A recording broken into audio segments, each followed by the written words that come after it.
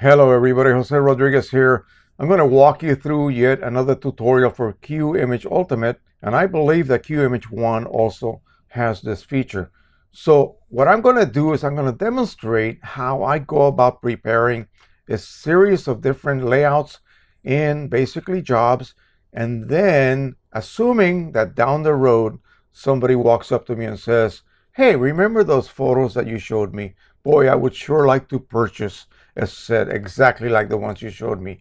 And of course, a little light will go off, ding, ding, ding, and I'll go, yay, I'm going to make some money. But now the reality hits. How am I going to go back and redo everything that I painstakingly set up the previous 6 months ago? Well, it's rather easy. So let's just go ahead and make believe that we are going to be printing on, say, letter size paper, and we would want to just simply fit the images to the page or the paper.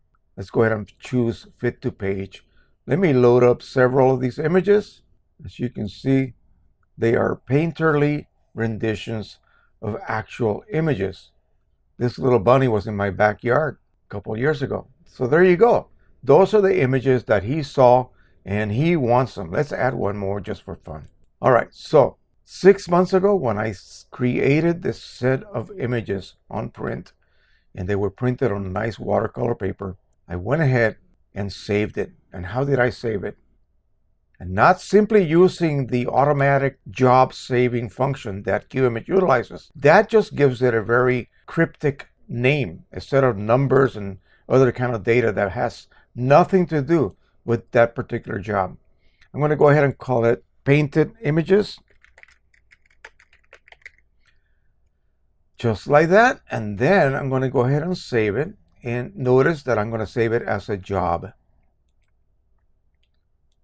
And that way, when I come back 6 months later, I can actually recall that same exact job. It will be loaded with the Canon Pro-100 series and my Canon ProLuster custom profile, and of course Canon ProLuster paper. Let's go ahead and close Qimage completely here. And we're going to go ahead and restart Qimage. It's not going to open up that job because this could be 6 months down the road. So what we do is we go into the recall folder. We will look for that job. And let's see if we can find it. Painted image job. And as you can see, it gives me a very quick preview of the images that I actually loaded. And when I hit open and I ask it to load the complete job, it's going to search for those images. Boom, there it is.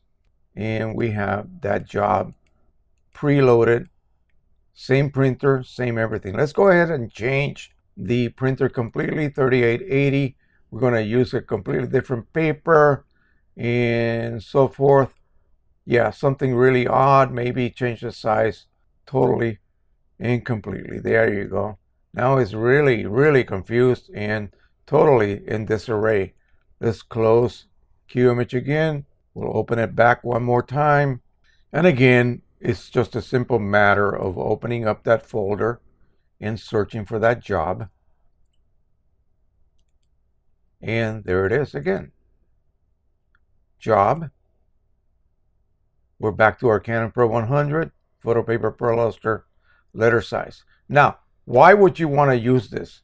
Well, assuming, of course, that you are an event photographer or a wedding photographer, and you want to be able to provide your client, if he or she decides to buy some more prints from you, even if your images are contained or housed or living in separate folders, whatever the case, it really doesn't matter. They will be found and they will be reloaded. So let's go ahead and do that. This folder happens to live in my Windows picture folder. So we'll load a few.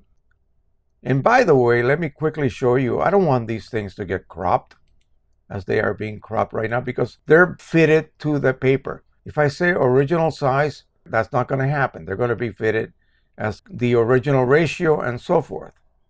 So let's go ahead and do that for a couple of them. Boom, like that. Now, let's go ahead and jump to another folder on another drive altogether. So I got my photos in photo folder here, and that contains a ton of other folders, and we'll let that load. So let's just go ahead and oh, I don't know, A Day with Nathan. This is when Nathan was a little baby. And we'll go ahead and add this one and this one, as well as this one. And then we'll go ahead and jump to another folder. These are all raw files, so they have to render out a little bit. And boom. Okay, so let's go ahead and save this as a job. And we'll call it demo.